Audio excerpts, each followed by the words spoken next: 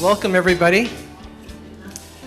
My name is Rick Kitson. I'm the Public and Environmental Affairs Director of the City of Cupertino. Thank you for joining us. I'm going to take care of a few business items before we get started. First is bathrooms, women's room in the lobby off to the left, men's room in the lobby off to the right. We have water out here for you. Get up anytime, please. Coffee, tea in the lobby, and lunch will be arriving later. First, I'd like to also, secondly, I want to recognize elected officials who are here. Did I see Patrick Kwok? Patrick Kwok is a board member of the Santa Clara Valley Water District. Thank you for coming. Also, former mayor. Hung Wei with the, I thought I saw, Hung Wei is with the Fremont Union High School District on that board. We also have Anjali Kausar with the Cupertino Union Elementary District. Also with CUSD, but as an employee, is Jeremy Nishihara, who is an elected official. He's on the Oak Grove Elementary School District. For some reason, people in Cupertino are passionate about education. Who knew? Who knew? We have our own city council. I saw our mayor, Mark Santoro. Oh, Mark's here. We have Rod Sinks. I think he just came in. Thank you, Rod. Also, Gilbert Wong. Gilbert Wong, council member, former mayor, and Orrin Mahoney is very involved in the Fall Festival, which is happening this Saturday at Memorial Park. He has a planning meeting right as we speak, and we'll come over immediately afterwards. He will be joining us. And lastly, but not leastly, is our new city manager, who is David Brandt. And as most of you know, that's a very important position. Essentially, he's the CEO of the city. We all work for him. That being said, let me get to the point, which is welcome and thank you. And we're sorry. We are very, very sorry because there is not going to be enough time to talk about everything what people want to talk about. It's a big topic, and people have been talking about it since the founding of the Republic. And so there's not going to be enough time. So we're sorry for that. And I'm especially sorry because this is Silicon Valley. Your time is very, very valuable. And one of the ways that we can respect your time, honor your commitment to coming out here today, is to make sure this ends on time. So we're sorry about the parking. We got a little bit later start, but we are going to end on time, which means that I and other staff members, such as Laura DeMond Lee, you could raise your hand. Those of you who are block leaders already know her, and those of you who aren't should be. You'll be working a lot with Laura. Mark Linder, our Parks and Rec Director, is also here. And I will be pushing things along. So we don't mean to be rude, quite the opposite. We mean to honor and respect your time and to keep this on schedule. So with that being said, let me hand it over to our mayor, Mark Santoro.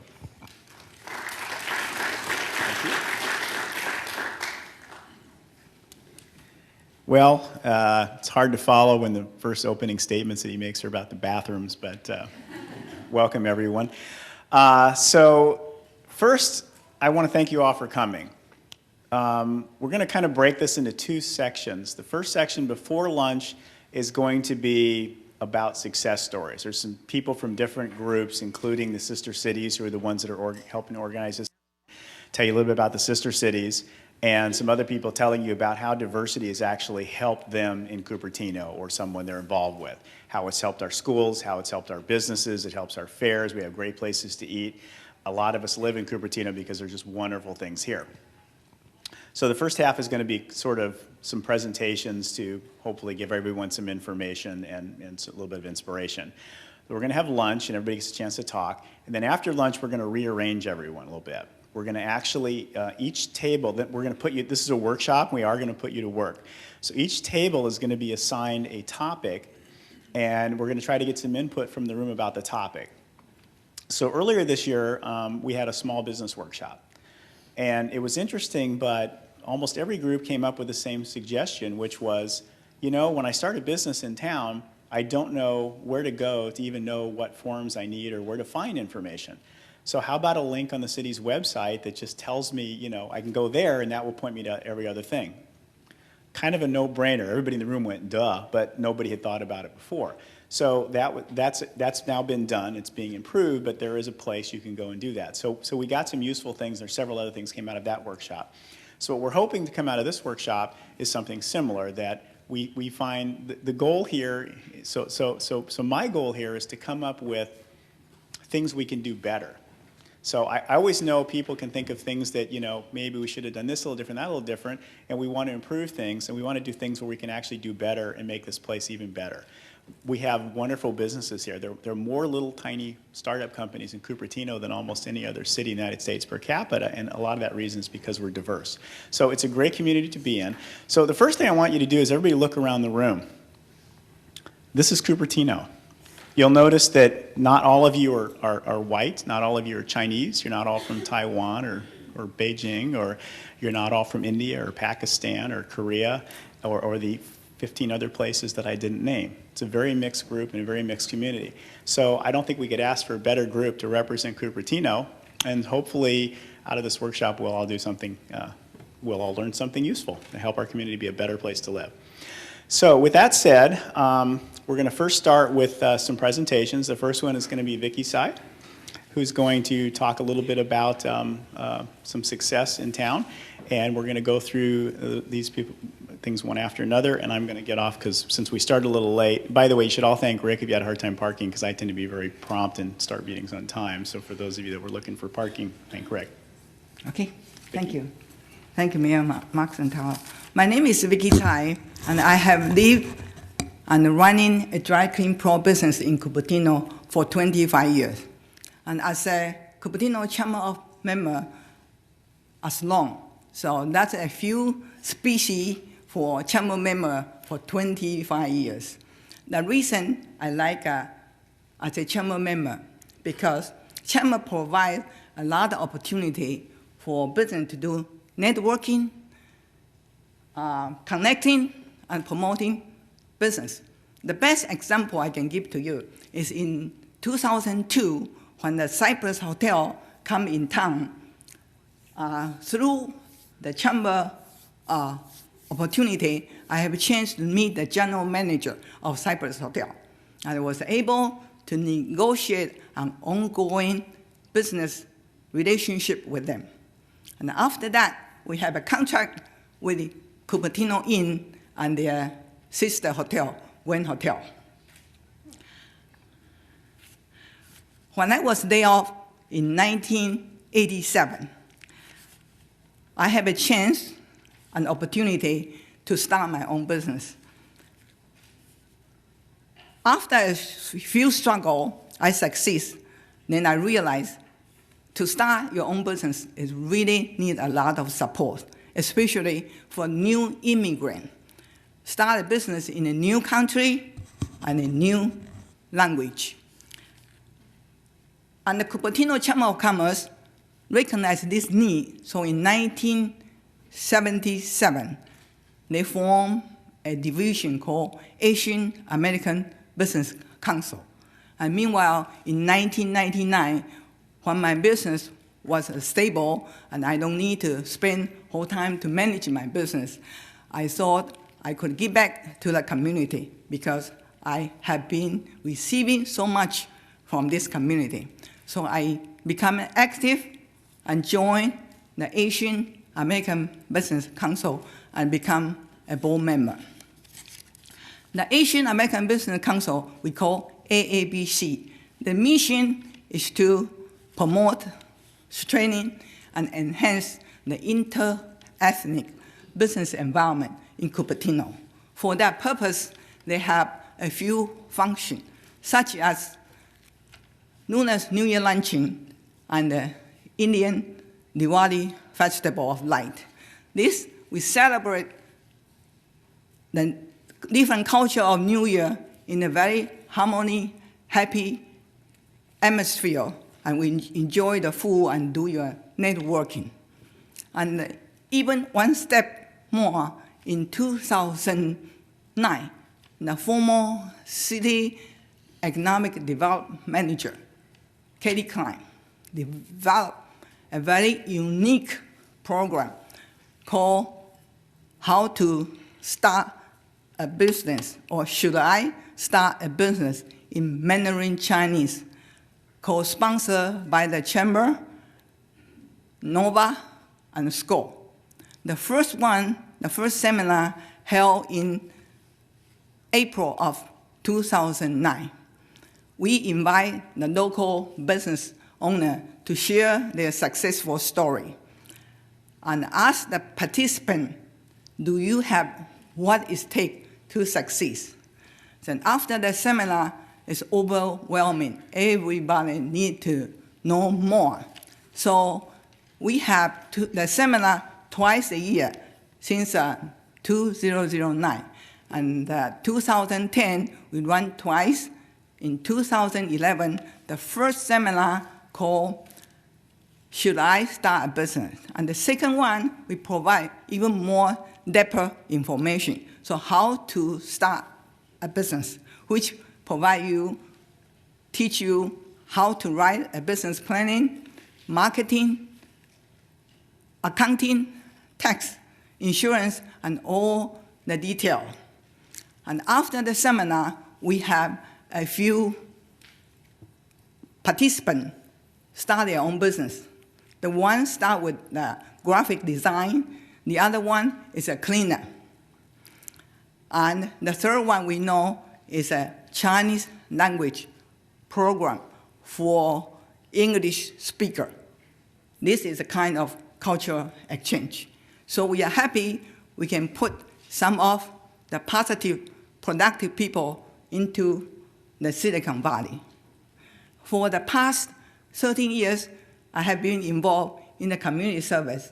I realized the city and chamber give a lot of support to our new immigrants. So I really like to thank you for that, and thank you, everybody.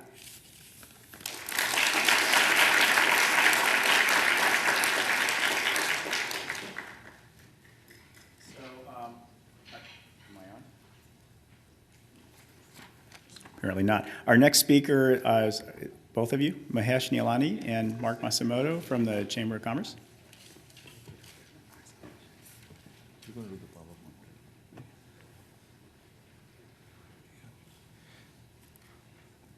Good morning, everybody.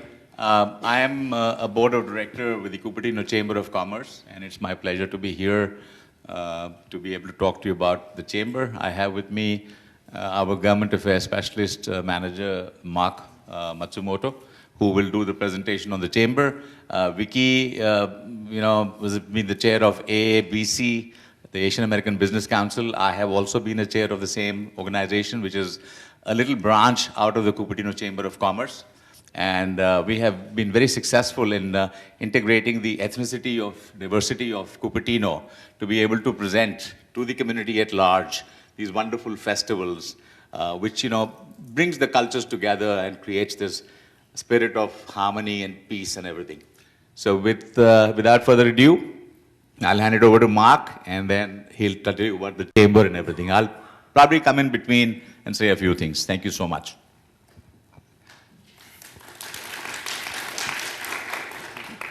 Thank you, Mahesh. Thank you, Vicky.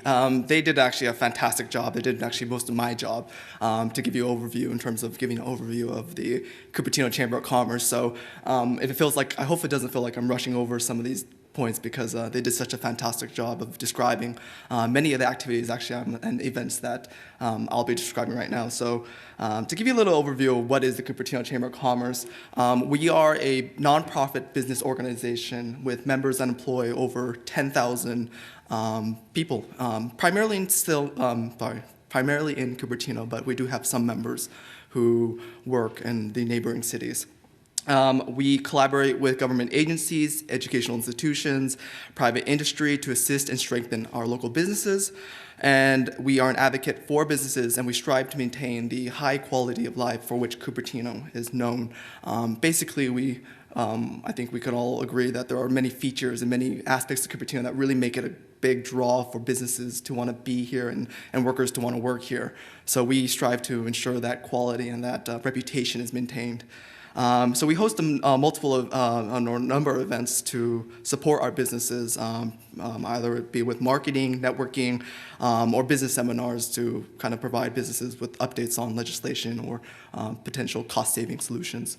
And finally, but not least, we have a number of committees, councils, and really these focus groups that comprised of really dedicated member businesses who are basically coming together, these small groups who are either leading programs such as the AABC, which I'll be touching upon in a second, or leading these programs that are designed to support and basically help businesses grow. So that's our legislative team, our Connect clubs, and our chamber ambassadors who do a fantastic job of bringing businesses together. And these are just a couple of pictures of our activities up there. So again, Vicky did a fantastic job describing what the AABC is. So you can see some of the members on top there, the top photo, and Mahesh there in the bottom right at our Diwali festival. Secondly, this is just, again, some additional pictures about our Mandarin Business Seminar. Again, it's provided in Mandarin and provides resources for entrepreneurs and these people that are just maybe have a little germ in their head in terms of thinking about starting a business. So we help kind of develop that idea into a business plan and some next steps for how they can get their business up and running. Next, the Lunar New Year Luncheon. One highlight of this program actually is when we recognize Bridge Award recipients. And these are individuals and also businesses through the course of a year have taken great aims and great efforts to basically build a bridge of understanding between businesses and the interethnic community. So we recognize, I believe, three, maybe you can correct me, but I believe we recognize one individual and two different businesses a year for their efforts in building this, creating this type of relationship.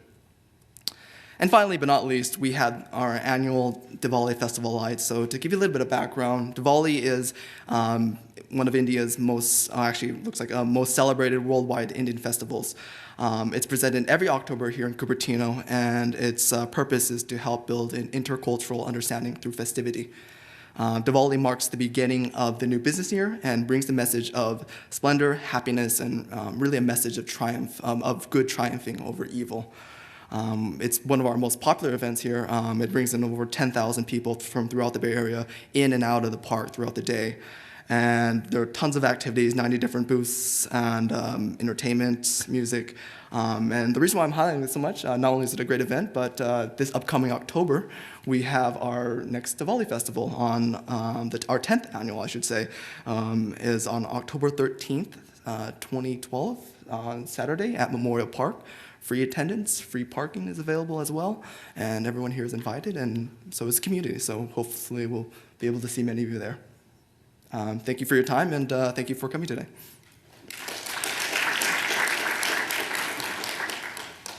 I want to put in a pitch for the Fall Festival, too, even though it's... So, which is this weekend, if any of you aren't aware of that. So our next speaker is going to be Janice Chow from Bitter and Sweet.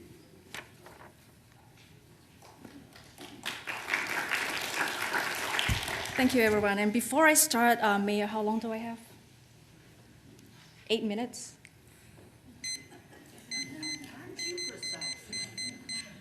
All right, I tend to go over my time, so I'm just going to put 8 minutes for myself, and I'm going to stop it before 8. You just said 8. So I'm going to just stop before this thing goes off. Let's see how well I do. Well, thanks for having me, Mayor, and the committee for having me here. So my name is Janice Chua. I am from Singapore, which is one of the most diverse countries that you could ever, get into. We have people of various ethnicities there. I'm Chinese by descent, But when people ask me where I'm from, I don't say I'm Chinese, I just say I'm Singaporean. And that's how I identify myself. And a lot of Singaporeans identify themselves that way too. I live in Singapore for 28 years amongst Chinese, Malays, Indians, Eurasians, Westerners, you name it. And because we're such a small country, we travel a lot, right? So, Singapore is 25 miles by 15 miles. Where can you go? You can't even go hiking up a mountain. Nothing. That's a little hill. You could hike up in like half an hour. So we travel a lot, and because of that, I had a travel bug too. I traveled to a lot of places, exposed myself to a lot of cultures and ethnicity. We moved here. My husband and I moved here in 1998, and I was an ex-banker.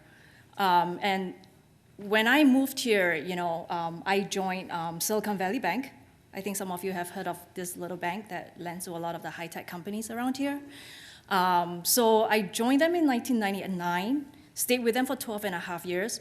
And again, in that bank, it's so diverse. So we were exposed to a ton of people of various backgrounds.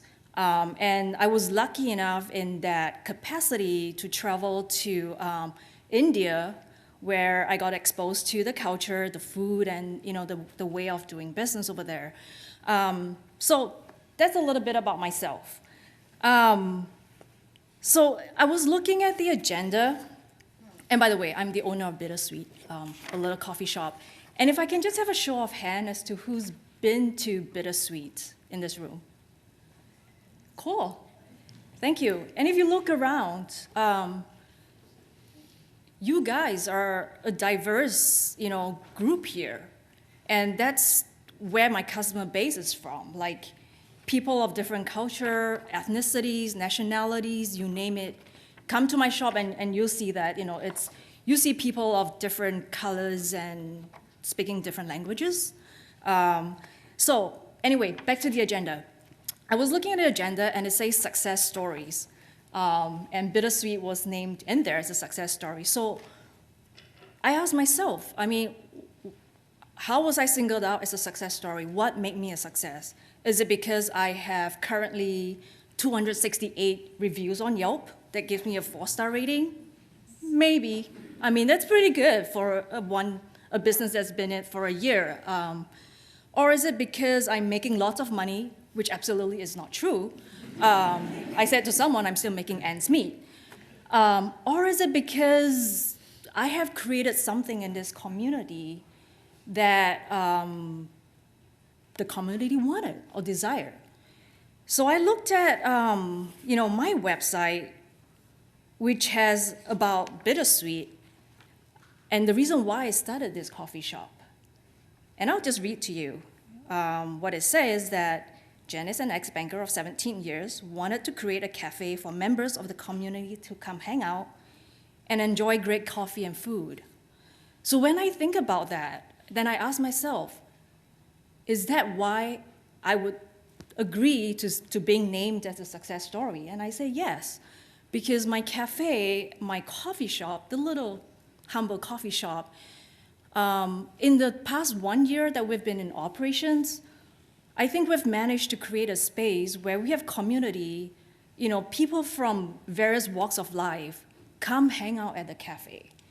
And you go to business schools and everything, and people say, well, as a cafe, you don't want people to hang out too much, you don't want people to camp out, and you know what?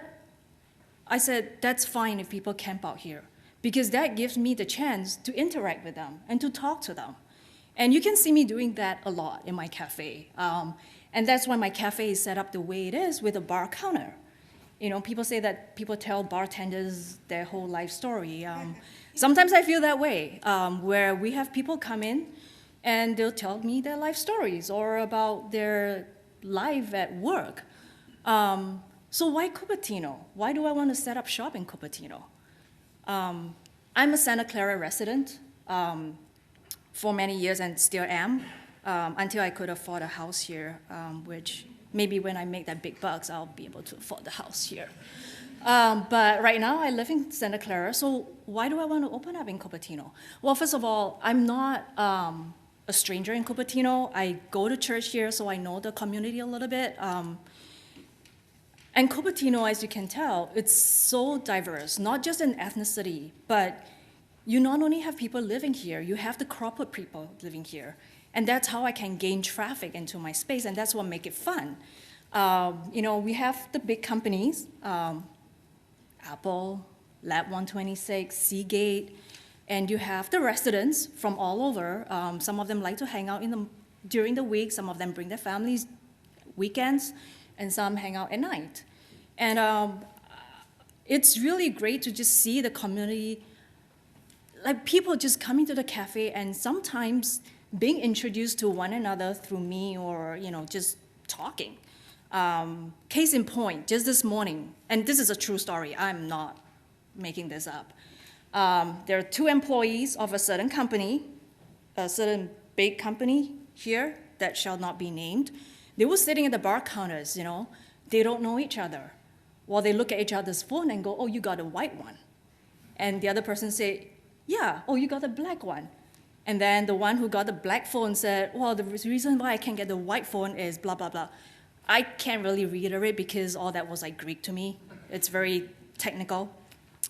But they ended up talking to each other and going, hey, I've got this part in my department, I'll trade you for that. You know what? They exchange information and they're gonna do a trade. They're from the same company. They didn't know each other. But they sat in my coffee shop for like 10 minutes overlapped of time, and they now know each other. So I see that I have 45 seconds left, which is really short. So I'm actually going to stop it before it goes over.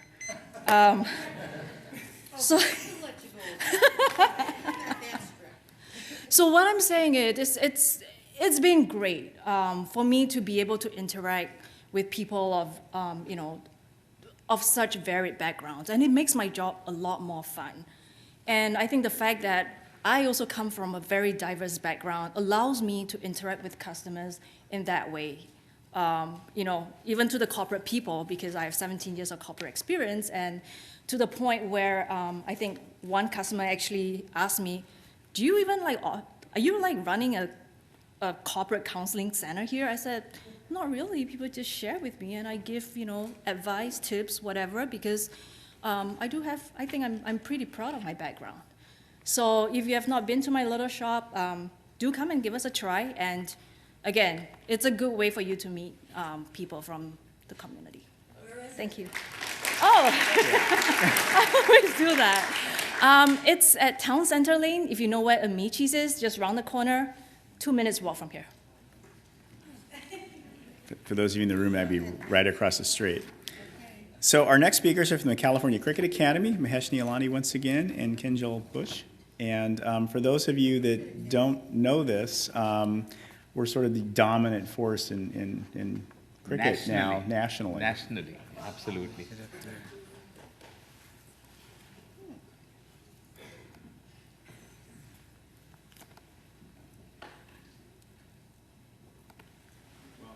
While he's doing that, the cricket pitch is actually Wearing my right other out here, hat, microphone. I'm on the advisory board of the California Cricket Academy. I have with me one of the national players who represents the United States of America in the under-19 team. And he is from Cupertino. His mother and father, Hemant and Kinjal Bush, founded the California Cricket Academy. And he will be giving you the talk on CCA. I just wanted to say that with the cooperation of the city, the mayor, the council members, and the city staff, we have been able to really succeed since 2003 in bringing Cupertino in the limelight also as a place, as a city, which has kind of introduced cricket to this country, really.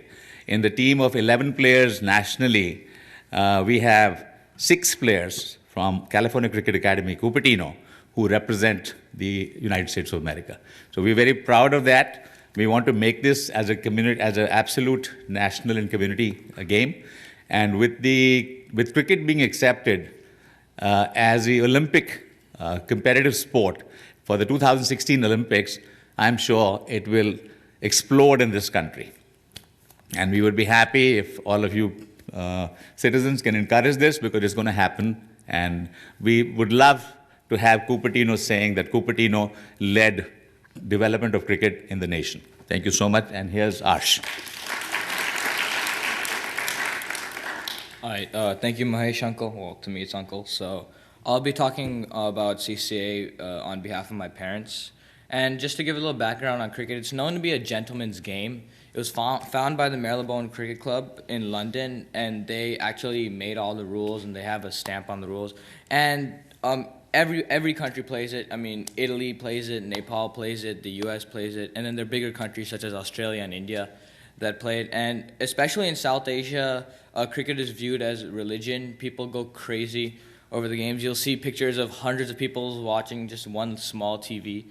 And so cricket is very similar to baseball. Two teams with 11 players each. The batting team bats for one innings, and their objective is to score as many runs as they can while the bowling team tries to get them out. And then they switch roles, and at the end of the day, the team with the most runs wins. And so now the California Cricket Academy started in 2003, and it's just a youth program for anybody between the ages of 5 through 17, 18 years old, and we tried to provide world-class coaching to them. And it first started with the library pitch, which is right across the street. And then in 2004, the Cupertino School District approved a pitch at Dilworth Elementary School, and we were also able to get a couple of nets right behind Collins Elementary School.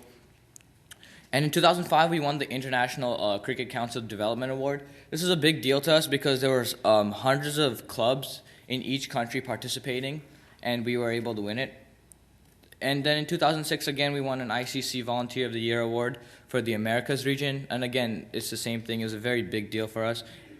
In 2007, we toured India, and we launched the school program. We had our first middle school championship, and it turned out to be a big success. We had Lawson Elementary School, Miller Elementary School, as well as Hyde participate at Dilworth Elementary School.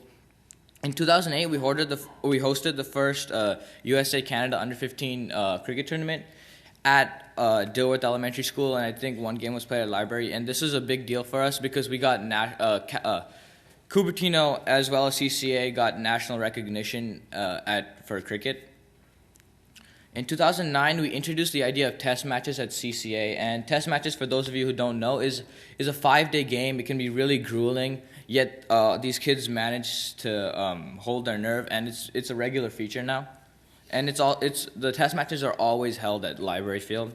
So 2010, we hosted the first women's national tournament, and this was a big deal for us, but it was also a big deal for women playing cricket because before women playing cricket here, it really didn't have any place to go. But now we had a couple women who would participate in this tournament, so that was also a big deal. In 2011, we had the first CCA player make it to the USA Under-19 team, and this showed us that our coaching is the right type. We're not doing anything wrong. And then in 2012, we had 7 CCA players, including myself, make it to the USA Under-19 team for the World Cup qualifier, and this again proved our point that our coaching is the best in the nation. And we introduced our year-round training program, which is about 32 weeks of training throughout the year, and we play 2 games every weekend. And we use the infrastructure provided by the school district and the city, the library field, the nets at Collins, and we've also started coaching in the Evergreen area. We've had internationally acclaimed coaches, but all of this would not be possible without our parent volunteers, just like Mr. Nailani. And about every week, every practice, we have about 2 or 3 parent volunteers, and it's really helpful. So we participate in 3 levels of tournaments: the local, regional, and national. I think all of these are held by us each year, and I think we have won each year. So we offer training classes to coaches and umpires as well as parents of the kids. And we're supported by the City of Cupertino, the Cupertino Rotary, and the Cupertino Union School District. And our achievements, we train over 150 kids each year. We organized the national tournament for 7 years, which we've won all of them. We've toured England as well as India for three years in a row, and we're going again this year. We've won these several awards, and we've introduced live webcasting of the tournament so people can see online in India, everywhere. And we've established a youth performance record system. So after each game, a student will get his report card where he did what he did good, what he needs to improve on, and so the coach knows what to improve on with this particular kid. So again, one of the biggest things is girls cricket. We had a little workshop for girls cricket, and we actually ended up, a lot of girls showed up, not just Indian. As you can see, there's a white girl, and so everybody showed up. It was really nice. So CC in the community, we donated some money to the library. We participated in several events held by the city as well as the Rotary. We raised funds for national disaster relief. We hosted a cricket game at the OSF of Cupertino, and we donated plastic kits to various schools. And now at a high middle school, we train their teachers, and it's actually become part of the curriculum. Students, based on 25 points, they get a grade. But despite all this, we have a lot of challenges. Even though we introduce it at Hyde, it's really difficult to introduce it at other schools. Building cricket infrastructure at Hyde and other schools, it's also very difficult, as well as organizing cricket camps and tournaments. We'd just like to say we truly appreciate the Park and Recreation, the mayor, the council members, and Mr. Neilani, the Cupertino School District, and CCA volunteers. Thank you.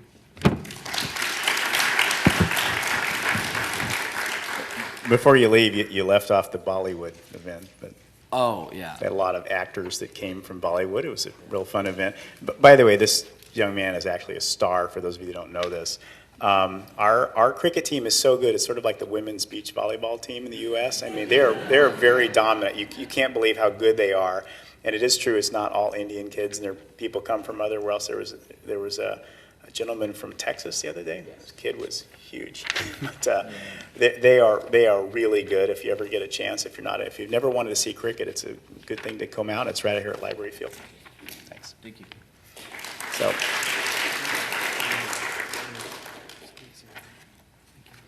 So our next speaker is from the Cupertino Union School District, Jeremy Nishiharwa. We're getting your slides up here. I know probably none of you have much interest in schools, but we decided to let him come in and talk anyway. Good morning. My name is Jeremy Nishihara. I'm the Communications Director for the Cupertino Union School District, and it's a pleasure to spend a few minutes with you today to share a little bit about ethnic diversity in the Cupertino Union School District.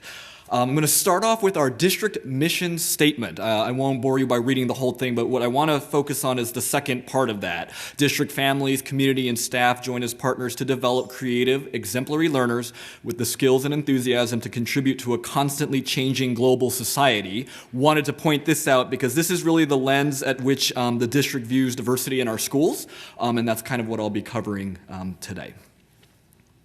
The arrow points to it, I guess. Okay. Just a quick overview of the district. We serve a rich, diverse population of over 19,000 students now, and representing 48 different languages, and that's identified by the parents when they fill out our home language survey. We are also a tad bit geographically diverse, because even though we're called the Cupertino Union School District, we do include portions of 5 other cities, including Sunnyvale, San Jose, Santa Clara, Saratoga, and Los Altos. And I just learned something today. Apparently, at 26 square miles, the Cupertino Union School District is larger than Singapore. Would that be if my math is correct? All right, thank you. 20 elementaries and 5 middle schools, and of course, state and nationally recognized for excellence. This is our district demographics briefly, and this is again how the state of California defines our subgroups. There's 75% Asian, 18% white, 5% Hispanic, 1% black, 1% Filipino, and that's based upon our September 2012 enrollment report. And again, I want to emphasize that's how the state forces us to report our demographics. But let's take a closer look. At even just the Asian demographic category itself is extremely diverse. If you could see this breakdown ranging from Asian Indian all the way down to Vietnamese. These are our top 10, I guess, Asian categories, if you will. But even statistics are a little bit dangerous in the sense that I understand that the Chinese subgroup of 27% is extremely diverse in itself. And to give you a sense that the Vietnamese, even at 1.32%, may seem small in comparison, but if you look at our enrollment, that's about roughly 250 students, which is 3 times the number of people sitting in this room right now. So we are extremely diverse, and just wanted to make sure that everyone knows that we do really look down below what the categories of what the state is having us report. So what does diversity bring? What does diversity bring the district? At the district level, we are already leveraging our diversity through fantastic opportunities such as our community partnerships, and you heard from a few of them today, ranging from the festivals, the Cricket Academy that just presented, Chamber, and Rotary. In addition, we are proud of our involvement with our sister city exchange programs of Toyokawa City and Shinshu City. We are fortunate to be able to send student delegates every year to these two countries, which provides hundreds of students to date a once-in-a-lifetime opportunity to really get immersed in a foreign country and culture, and you'll hear a little bit more about them today, so I don't want to steal their thunder, but it really is a great opportunity for our middle schools, and we do rotate the hosting duties of our middle schools so that every school gets to participate in the reciprocal exchange program when the students arrive here. Our worldwide reputation also presents us with numerous partnership opportunities. We are constantly contacted from schools overseas wanting to do pen pal exchange programs with our school sites or cultural exchanges, and we try to accommodate that as much as possible. In addition, our staff interaction with educational delegations, again, because of our reputation, just in the past couple of years alone, we've entertained adult education delegations from South Korea, China, and Brazil, which presents us with different learning opportunities for our staff. But what I wanted to spend the majority of my time talking about is actually diversity in our schools, because that's really where the rubber hits the road and our students are learning fantastic things. So I want to assure you that there are wonderful things happening at all 25 of our school sites. Each school has a character building program that our students adhere to that addresses cultural components. One example would be Project Cornerstone, which says positive cultural identity, a young person feels comfortable with and proud of his or her identity, and we've expanded that to make sure that there's also a cultural exchange component. And I wanted to end with some specific examples of how some of our schools are celebrating diversity and benefiting our school community. Want to again emphasize that these are just one example of the things that are happening at these schools, but I'll start off with Garden Gate Elementary. They have their International Day is a fantastic way for students to appreciate, learn, and enjoy the celebration of multicultural environments. They have this International Day where parents and staff country booths. There are cultural arts demonstrations, which is hosted by Garden Gate parents. And they're giving 15 to 20-minute demonstrations in the classroom. And the last part, which I think is fantastic, is each grade level is assigned a continent every year, and they they witness and watch cultural and art performances. So, for example, last year, kindergarten, the grade level studied the continent of Asia. Grade 1 was North America. Grade 2 was Europe. Grade 3 was Australia. Grade 4 was South America. And grade 5 was Africa. I guess because our 6th grades went to middle schools that no one covered Antarctica. Diversity in action again, Nimitz Elementary School. They have a very popular multicultural feast. This event involves the entire school community with parents bringing food dishes representing over 20 different cultures, and this also includes a traditional turkey and pumpkin pie component.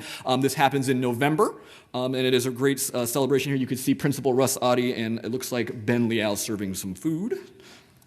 Oops, went too far. Sedgwick Elementary School has an international night. It's a school-wide community building event to celebrate the many cultures at Sedgwick. Again, you'll see a very common theme here with the sharing of food with a multicultural potluck dinner. In addition, there's showcases of dances and songs for various countries performed by students and then occasionally, if they're motivated, staff members. And in addition, parents will staff cultural game and craft stations that students can then rotate through during the evening. This is a fantastic event. And the last one I chose to cover today would be Hyde Middle School. They have an ELD family potluck. ELD stands for our English Language Development Program. This is an annual potluck dinner organized by staff for families of our EL students and their families coming together every fall. And again, this is our English learner populations. And in some cases, this is their first exposure to joining the Hyde school community. So this really gives them an opportunity to share a little bit about their culture and experience the diversity at the school that they're just joining. And they're able to share food, again, from all over the world. Wanted to emphasize the fact that these events are really supported by the parent volunteers at the school site, so that's a very important component, and we're very grateful for that support. And in closing, I wanted to just make sure that we emphasize the fact that the Cupertino Union School District is a very unique blend of cultures from around the world. Our reputation for excellence goes hand in hand with our highly diverse student population. Our students benefit greatly from the emphasis that the community places on embracing diversity, and our students and staff are exposed to a wealth of first-hand cultural knowledge that our students and families bring on a daily basis, and we are so grateful for that. And that concludes my presentation. Thank you, Jeremy. There was an article recently, I know the reporter called me up and interviewed about, actually, it was a political article written, but Cupertino is the most nonpartisan city, apparently, in the entire United States by a long shot. So we tend to just try to pick whoever we think is the best, which I think is a good thing. So our next speaker are going to be the block leaders, Noel Ebelhart and Matangi Ramajan. I knew I was going to do that. Rajmani. I'm good. I just stumbled for a minute. But before we start, I'm actually going to ask, are you going to speak, Laura? No. Okay. So this is Laura Lee. Laura Lee runs the Block Leader program. If any of you don't know what it is, on your street, you can have a block leader come in. There's a lot of great things that she's going to tell you about. It's a wonderful program. Everybody that participates in it loves it. They have parties and things, and so Laura runs that program, and so I encourage you to see her afterward if you have any interest in this program. Thank you. Thank you. Now that Janice asked for a show of hands of who's been to Bitter and Sweet, how many of you here are block leaders? Yay! All right. Thank you. I really want to spend 30 seconds just to thank our block leaders for participating today and to let the broader community know a little bit more about our program. The Block Leader program has been ongoing for 10 years, and our block leaders are volunteers who have stepped up as neighborhood leaders. They've decided in any way and how to get their neighbors together, whether it be through block parties, social activities, public safety meetings, emergency drills. These are the people that we have so been appreciative of who've stepped forward and said, yes, I will do whatever it takes to get our neighbors together. And so that's the program in a nutshell. We have 360 block leaders throughout the community, and each one of them determines how large of an area they'd like to communicate with, depending on their own time as well as the logistics as far as the street and how long it goes and whatnot. Rick was showing me handouts at the back, and so we have a couple flyers that are in the other room. So I encourage you to take a look and to give us a call and to ask questions of our block leaders once they're done with their presentation. So please, Noel and Matangi.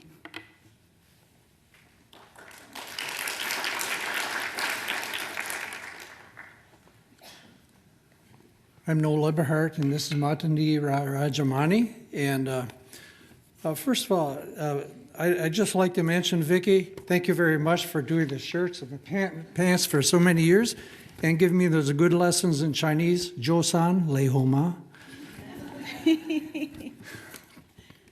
And our neighborhood is, I've been in our neighborhood for 41 years. And I have seen quite a change. Now, I consider our group to be 15 families, but it's actually 14. But we have 15 because I put a fence in the backyard so we can access the people back behind us. But starting in '71, it's been quite interesting that we had 14 Anglo families and one Chinese, and so through the years. We've seen this change to 1/3, 1/3, 1/3, Anglos, Chinese, and the Indians. And having seen that transition, it's been quite interesting. But I must say, after having moved into the new neighborhood, it was quite new when I moved in, or when we moved in, I should say, that there's always this little bit of challenge of moving in and trying to blend in with the existing neighbors. And so I have empathy for the newcomers that are coming in. But I must say that with our little block, I'm really appreciative to have these neighbors over here that come in, and she brings in a good part of the community all by herself. So Matangi has done a good job of that. That seems like she brought in half the community herself to doing that. But what I have noticed and observed myself, and we have a mixed cultural family ourselves. It's half Hispanic and half Anglo. But what I've noticed over the years is that there can be tendencies of what I would call clustering. And so if there is not much mixing of these different cultures, these clusters can stick together. So it was one of my objectives to try to blend the different cultures and also us older ones with the newcomers coming into the neighborhood, and recognize that there really is a need to reach out. And bottom line is trust dispels suspicion. And we have a rather good informal association between our families. Matter of fact, in our house, we have a key rack with keys for quite a few homes, so that when people go, that we can look after each other's properties. But the bottom line behind it all, the real key to all this is food. For some reason, food is the common denominator of everything, and the Food Association really works out the best. And it was a couple of years ago when we did the National Night Out. I sent out a notice for that, and I picked the wrong night. And but everybody showed up, and what we did is that we invited everybody. Bring a plate. Just bring some munchies or something to eat. And it started at, 6:30 or 7 o'clock. It was pretty early in the evening. And we held it in our house and in our home in the backyard. And it was very successful because we had some people that were, I must say, that there were some little hard feelings, but during that time, that the people all got to talk and speak with each other, and I saw a lot of those little walls kind of melding down. And I think it was successful enough that at around 11 o'clock, we had to start turning out the lights. It was supposed to end at 9 o'clock, but it just kept on going longer and longer and louder and louder. But Montague is brought in and helped introduce her culture, and it's really been interesting getting a full mixture of that. Montague, why don't you tell them what you've done? My name is Matangi Rajamani, and I moved into Curzich Place, same digits as Noel in a different order, 41 and 14 years at Curzich. And so we tend to do a lot of, or not a lot, at least frequent, I would say, neighborhood gatherings. And one of the gatherings that I particularly enjoyed, I wanted to share with you. And the way it came about was my kids were at this really wonderful elementary school called McCullough, which is, it's one of the alternative elementary schools in Cupertino. It's off of Prospect. And it's one of those schools that just has a multitude of families from many, many, many, many different countries. And I loved all of them. And so I really wanted to have a gathering with, with all my children's classmates at the school, and also my wonderful neighbors, because I love my neighbors. So I decided, why not have a big block party and make that block a little bigger than just our cul-de-sac. And so we invited people from, I invited about 50 families. And of course it had to be in the street because my house can't hold 50 people. And so then all the neighbors came, and then we all brought food, like Noel said. And then I said, and if anybody wants to dance, if you want to teach us a dance, just bring the music. And so we just set up our stereo speakers in like on the back of our van. We just opened up the van, set the speakers in there, and blasted the music. And we started off with everyone's favorite, the chicken dance, na na na na na na na. And then from there we moved on to the electric slide, and then we went on to the Boots-Gooten Boogie, and then the grand finale ended up being this really wonderful dance called the Dandia. And so I just so happened to have like 50 pairs of these in my garage. And so, I know. And so I was the goalkeeper, and I taught and made everybody line up in 2 lines, everybody that was at the party, and it was a wonderful sight because not only was it multi-ethnic, we had people from Italy and Romania and Australia and India and China. I mean everywhere. Everywhere. Not only were they all lined up, they were all different sizes because it was all the family. So you'd have a 60-year-old man holding his sticks up with a 6-year-old girl like this holding her sticks up, right? And then they were all dancing together. And then it's very simple dance. I said, if you can hit 2 sticks together, you can do this. So it was just like a 1 and then a 2, 3, 4, and switch, and then you switch to the next partner. So it's one of those community dances where everybody dances with everybody. And when everyone finally got off, and I could stop calling, and I was good because I was losing my voice by then, but everybody was just in this flow in a big circle, and I could stand back and watch. And what I saw was just community. It was like the big community, just different people, different colors, different sizes and shapes, and just everybody smiling and laughing and having a wonderful time. And so to me that was just like my little piece of heaven, because I love being in a group of people from all over the place. And it and then and a lot of people made connections that day too. So it was just a whole lot of fun. And so if anybody ever wants to do that as block leaders, if you want to do a dance party, I'm happy to help. Thank you.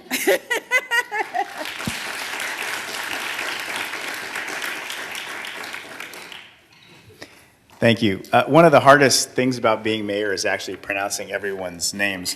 What you don't know is I wasn't actually struggling with Rajmani because we've met before, but I was going to pronounce Noel's last name wrong, so I asked him right before, and I was trying to get it in my head, and then I go, oh yeah, who else was talking? So I'm sorry about that. And for all of those of you whose names I have butchered, my apologies. I'm bad with names. I can't even get my own right most of the time. So a couple people have commented on how people were chosen to speak in this venue. It turns out if you like today's event, you should thank the sister cities. They were actually the chairs of the organizing committee. They put together the program. They brought all the people together for this. And so we thought that I guess there's not too many people we could possibly get for block leaders here, since most of the room are block leaders. You want to notice that people that get involved tend to be the people that are continuously involved, but hopefully we can spread this to other people in the community. And so the last group that's going to talk are actually the sister cities. So Cupertino has 3 active sister cities. There's Hsinchu in Taiwan, Bhubaneswar in India, and Toyokawa in Japan. And both Toyokawa and Hsinchu, so Toyokawa is now in its 35th year, I believe. And there used to be a quiz every year, and the one I never get right is Hsinchu, because the Hsinchu committee keeps changing their mind on how long. Do you want it? You can say how long now. So I was the sister city liaison for several years, and people would always ask that question, and I always had a different answer for them, so it's kind of tricky. But both of those two have had student exchange programs for quite some time. If any of you kids have not participated, it's a wonderful program. I encourage them to try to get to be one of the people who get to go. They have a wonderful time, and they really enjoy it. But anyway, they're the ones that you get to blame if there's something wrong too here. But no, actually, I think Rick volunteered for that. But so we're going to start with Hsinchu. Angela, Chen.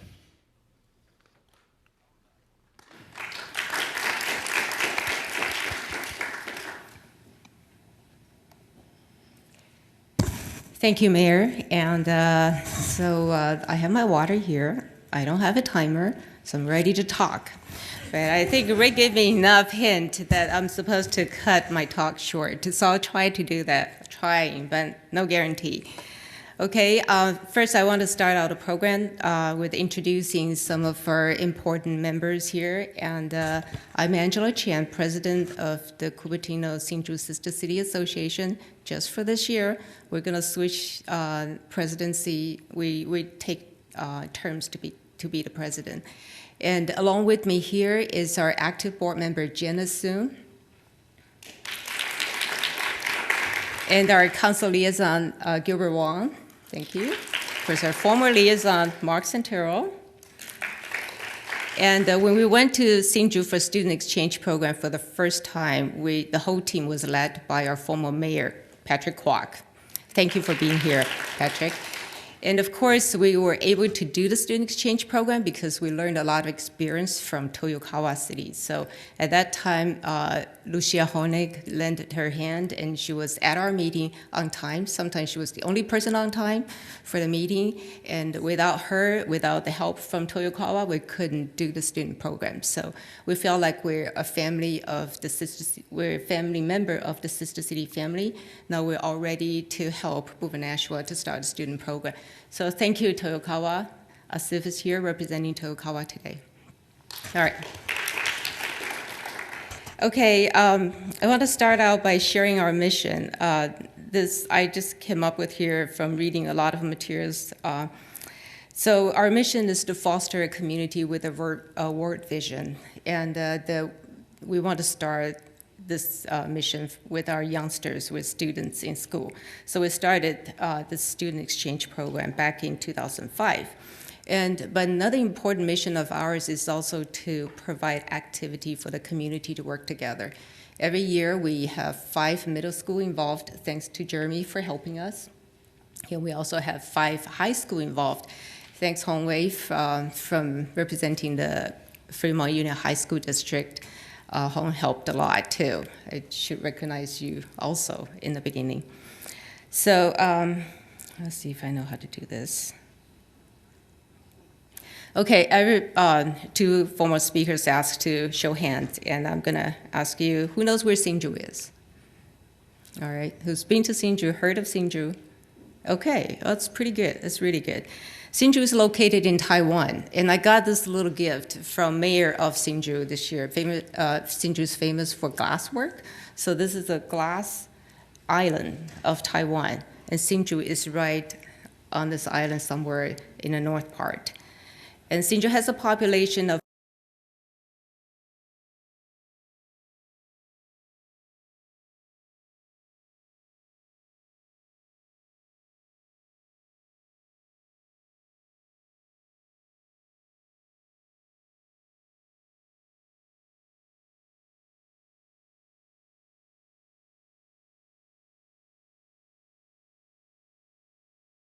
equal and matching in that sense. And Hsinchu City is also famous for excellent schools.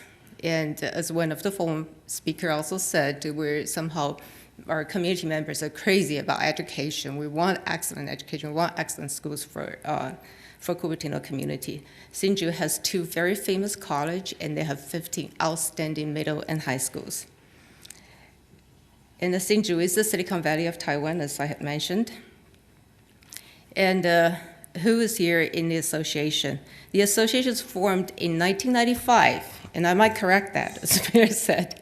We're still trying to figure out when was the first time Mayor Chan took a group of community leaders, went to Hsinchu to visit Mayor Tsai.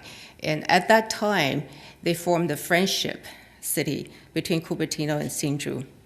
And our first student exchange program started in 2005, led by Mayor Patrick Kwok and Vice Mayor Chris Wen at that time. And also with a group of community members, we went to visit Hsinchu with 10 students. And our organization we're a nonprofit organization, and our funding came primarily from donations.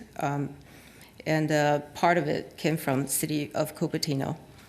And we're supported by volunteers. Janice and myself and many others who are involved in this work are all volunteers. And our main activities during the year, of course, is the student exchange program. And we also support a fall festival, which is coming up on Saturday. And we're going to have 2 booths there in the culture booth area. So stop by, visit us. We have a lot of materials, information to share with all of you.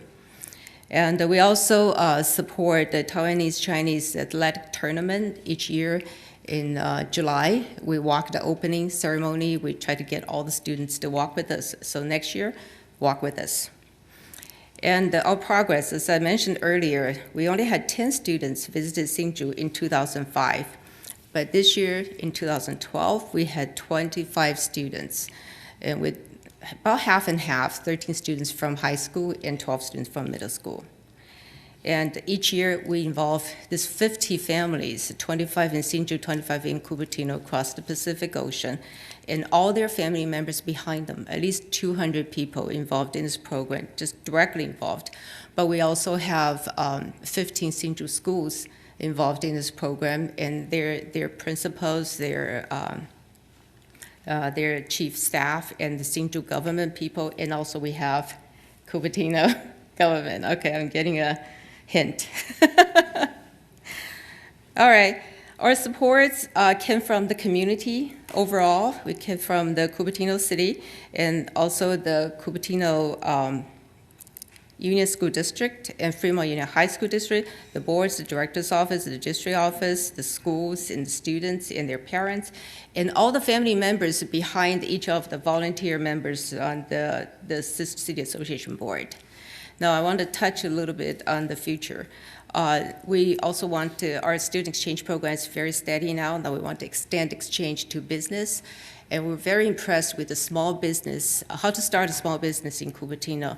So we think if Cupertinians can start a business in Cupertino, well, our Hsinchu friends can start business in Cupertino also. So we recruited Vicky Tsai to be our advisory board member. Now I want to give you a little bit, do I have 1 minute? I see that look, okay. So in 2012, just this year in April, we took 25 students to Hsinchu. And just to give you a little experience of what they had experienced in Hsinchu, this is their cultural event in Hsinchu, and this is the National Palace Museum. And the food, this is our chaperone teacher from Lynbrook, and the glasswork. So we learned how to do balloons and glass and and that's it. We ask for your support.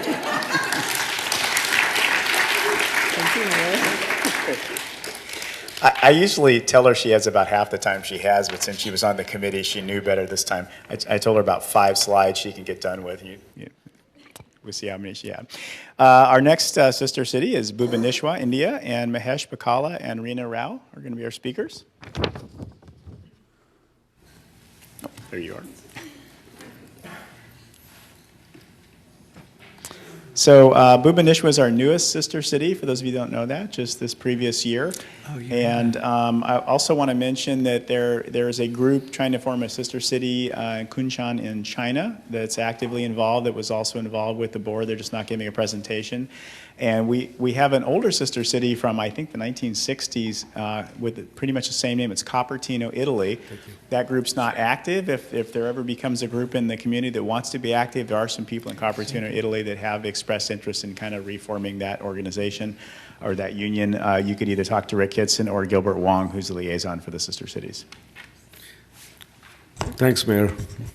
And thanks, Gilbert. So as the mayor said, we are a baby in organizations. I've been hearing a lot of presentations for the last couple of hours. It's been awesome. This sister city just formed last year, and we are still getting our act together, kind of a thing.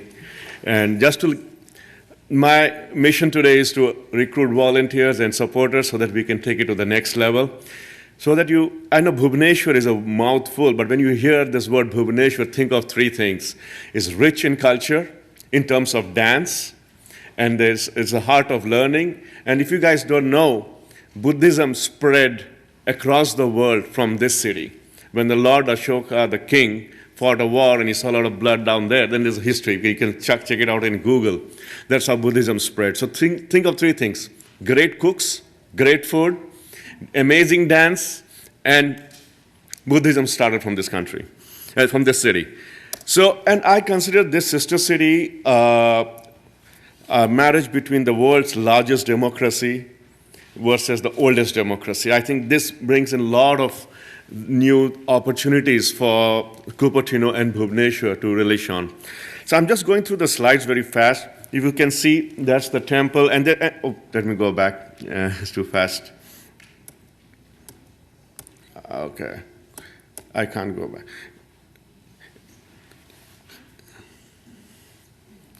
Okay, let me go back, because how is the page up here?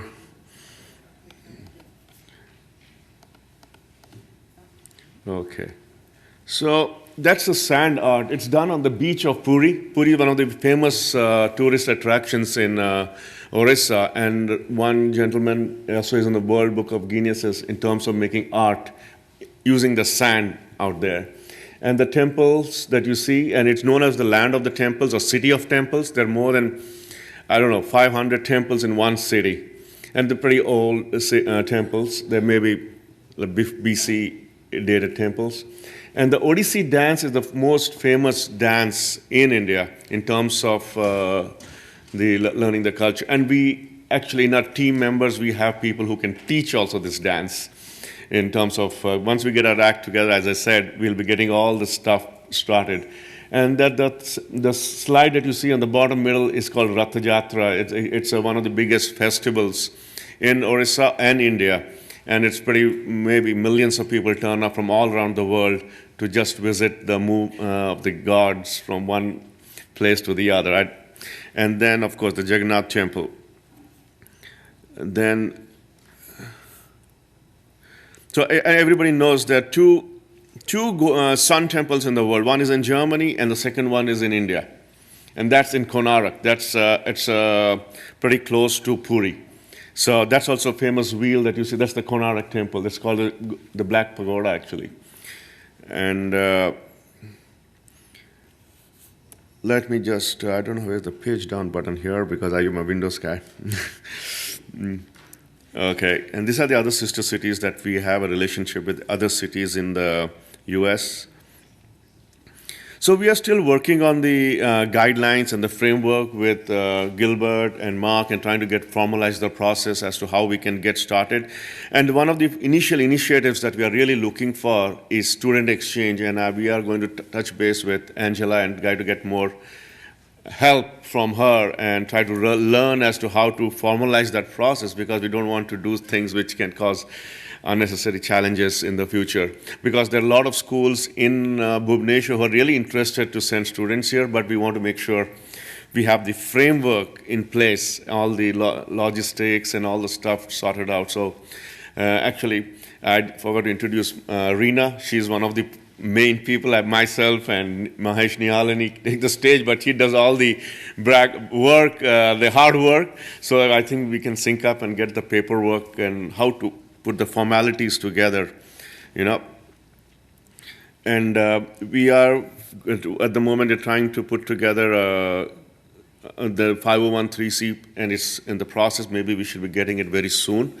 We have gone through that. We are in the last stage of that. So once we have that, I think then we can start the action, because there are some legalities involved. So we want to make sure everything is clean before we get started.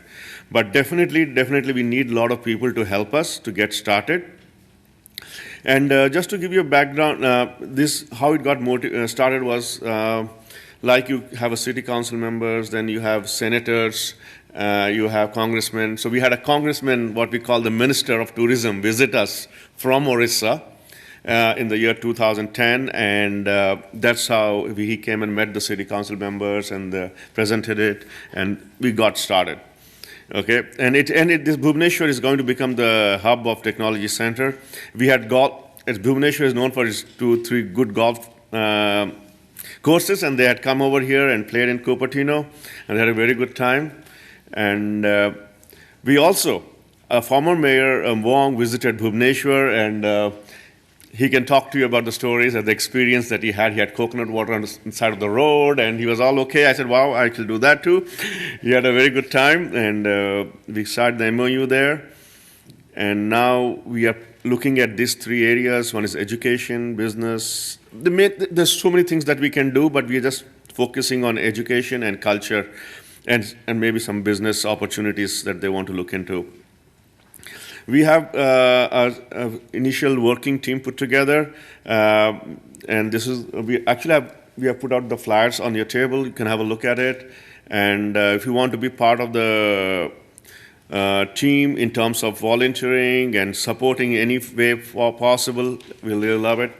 And what you should do is, if you're really, really interested, and you can connect with Reena, and that's the number. And Reena, Yes, and there's, I was looking for Mahesh. There he is in the back. One more Mahesh Nihalini. You can connect with Mahesh Nihalini, and we should be good. Thank you so much for the time. Thank you. So just so everybody gets all the things right, there's two Maheshes. And he mentioned Orissa. So Bhubaneswar is actually a city within the state or the province of Orissa. So if you can't pronounce Bhubaneswar, which took me a long time, you can go for Orissa. So our next speaker is going to be our last sister city, Asif Kasar.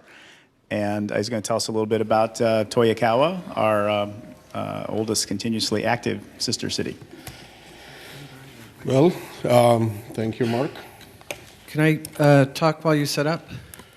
Sure. Hopefully it's not taking Asif from my is time. a high-tech guy, and he's got his own movie.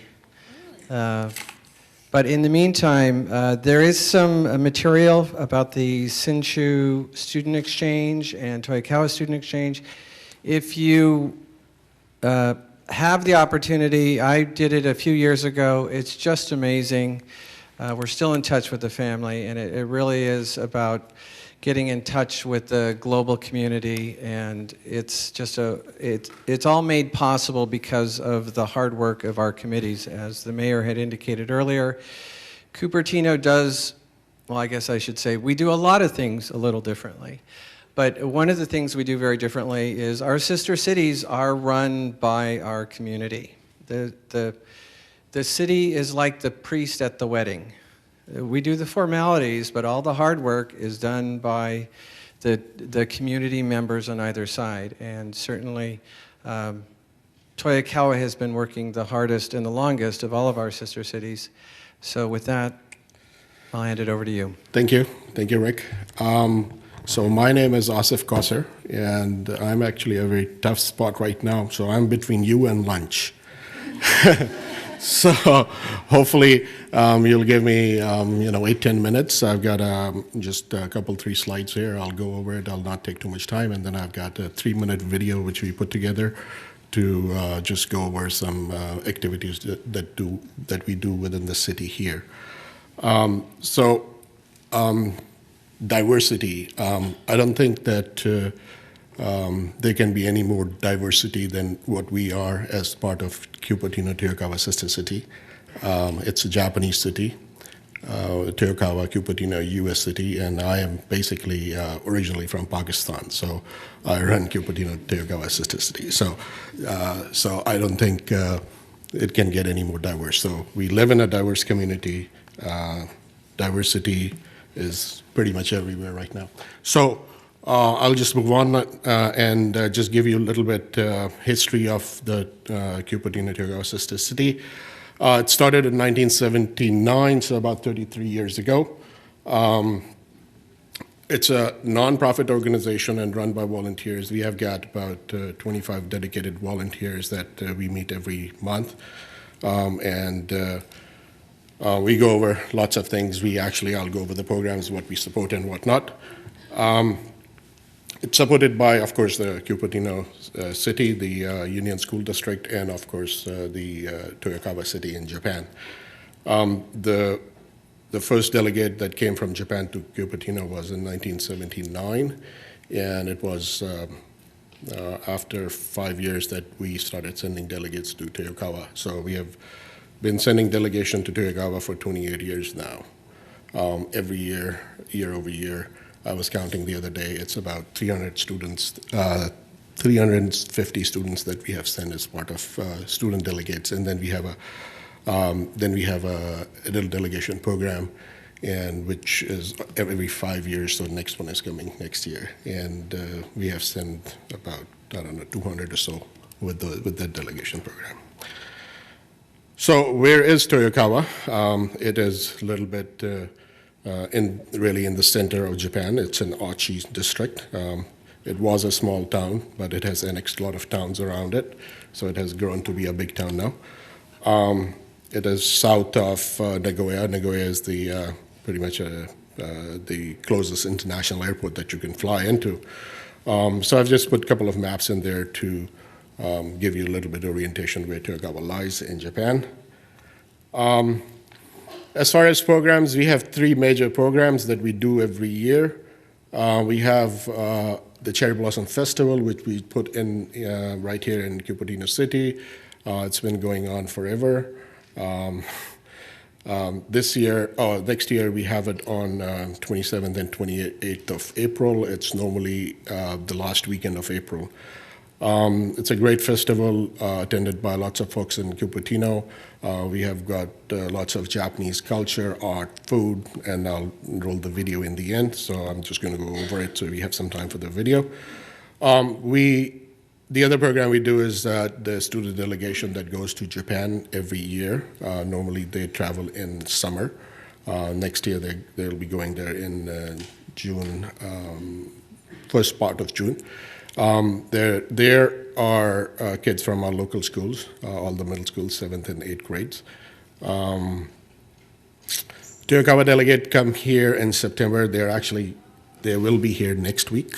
They're arriving on Thursday, and they'll be here for I think 8 days, and they're leaving on the next week, following week on Wednesday. So they'll be here for a week. And next year, like I said, we have got our 35th anniversary for the sister city, and every 5 years we have an adult delegation that goes to Toyokawa. So we'll be taking about 30 citizens from here to Toyokawa. Just a little bit touching on the delegate visit. It's a 10-day exchange program for both us and for the Toyokawa city. Students, the delegates stay with the host family within our local community, and they go to middle school, and thank you to the school district for setting that up for us. This year they're going to Kennedy. They go to local schools. They the lunches at school, the school set up a bus ride for them. So, the yellow school buses are really American icons, so everybody wants to do that. So we do that. They spend the evenings and weekend with the host families. And all these things really develop this bond which lasts forever. I know my son went 6 years ago. And to this day, we are still in contact with the host family in Japan. We went this year, me and my wife. Oh, I guess that's the cue for me to go and move on. Well, yeah, so if you have any questions, we are here. We can talk about it more. And with that, I'm going to roll this video. This is a 3-minute video. So hopefully that's okay. And this is about our Cherry Blossom Festival.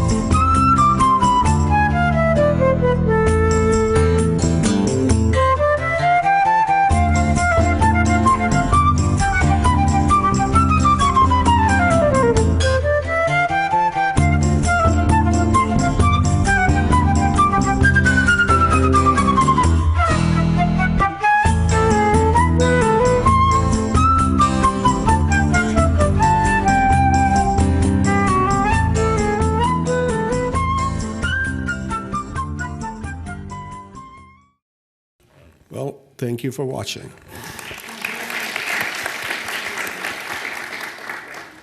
Thank you, Asif. I should say I had the honor earlier this year of, there was a cherry tree. There's actually several cherry trees in Memorial Park that were a gift from the city of Toyokawa to Cupertino. And then recently we were given a cherry tree and the Japanese Consul General came out and we planted another tree in the park in honor of the 100th anniversary of Japanese government giving cherry trees to the United States government. So we have one from that, to honor that 100th anniversary planted in Cupertino. So I want to thank you once again for all coming, and please stay after lunch because we want to get something out of you now.